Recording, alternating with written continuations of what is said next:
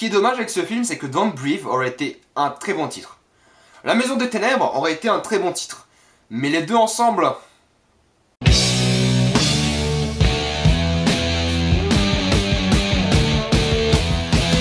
Don't Breathe, La Maison des Ténèbres. Je crois que c'est la première vidéo critique de film d'horreur que je fais sur la chaîne.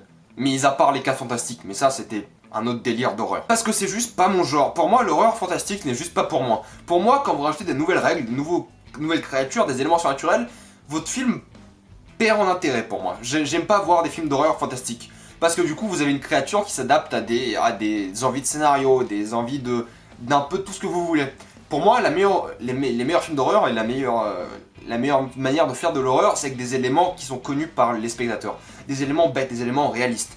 Et les films surnaturels, je suis pas fan. Les films réalistes et surnaturels, en général, j'aime pas beaucoup parce que le réalisme va être défoncé par le surnaturel en général, ou va être prouvé par le surnaturel.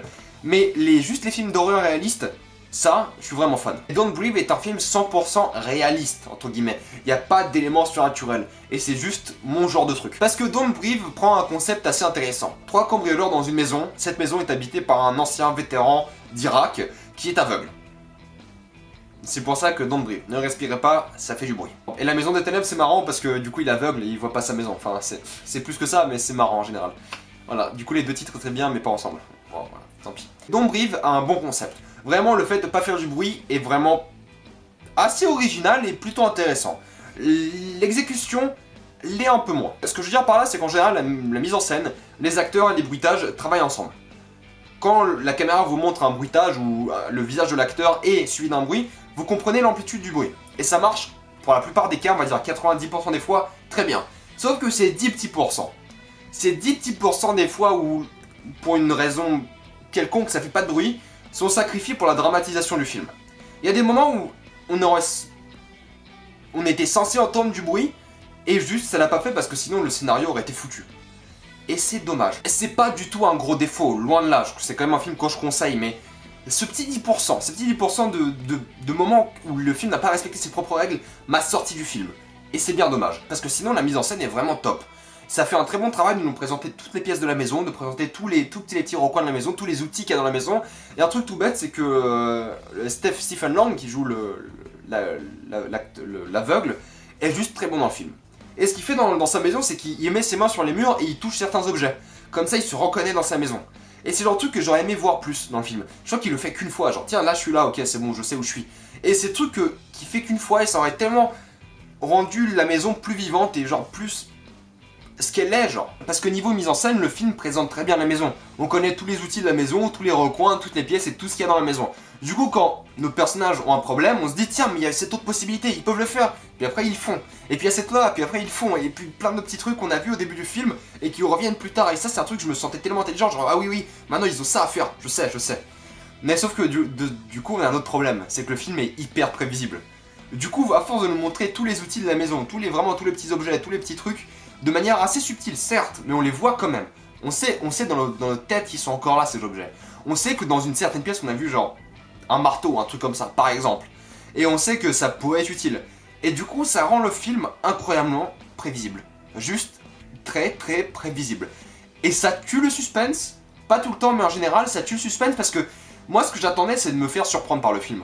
Et ça arrive pas vraiment. Le concept est bien, l'exécution est presque nickel, les acteurs sont très bons, Stephen Lang est juste phénoménal dans le film, juste pour lui je vous conseille d'aller le voir parce qu'il est top. Mais le film est très prévisible et le film n'a vraiment, niveau scénario, pas grand chose. Pour moi ce film c'est plus une démo technique du talent du réalisateur. Pour moi c'est juste pour montrer tiens tu sais faire ça, tiens tu peux faire ça et tu le fais souvent très bien. Sauf que pour moi il y avait rien dans le scénario qui va me faire penser au film dans 5 ans je pense. Je me rappelais Don't Breathe, le film qui avait ce concept assez intéressant mais niveau scénario, il n'y avait rien d'original, rien qui était genre surprenant. Ça parle de thèmes assez intéressants, mais de manière tellement prévisible et tellement genre sans âme que le film n'est pas mémorable. C'est ça le problème du film, c'est qu'il n'a pas vraiment une âme. C'est que je me dis, tiens, je sais, je reconnais cet élément de ce film parce que j'ai l'impression de l'avoir déjà vu quelque part. J'ai l'impression d'avoir déjà ressenti ce sentiment dans un film, mais mieux dans ce film-là. Alors que Don't Breathe, j'ai l'impression que c'est plus un Frankenstein de bonnes idées, avec un bon concept, mais sans rien qui le met au-dessus des autres films.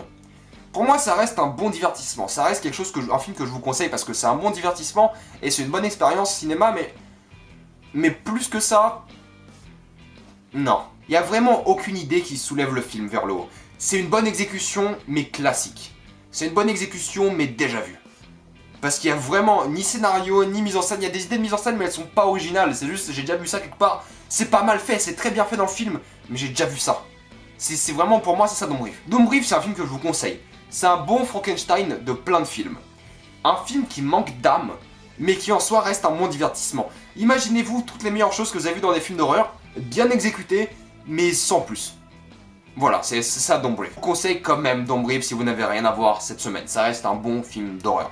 Avez-vous vu Don't Breathe, la maison des ténèbres? Suivez-moi sur Facebook, sur Twitter, abonnez-vous à la chaîne YouTube pour plus de vidéos, allez voir mes dernières vidéos, et moi je vous dis à la prochaine fois, salut à tous.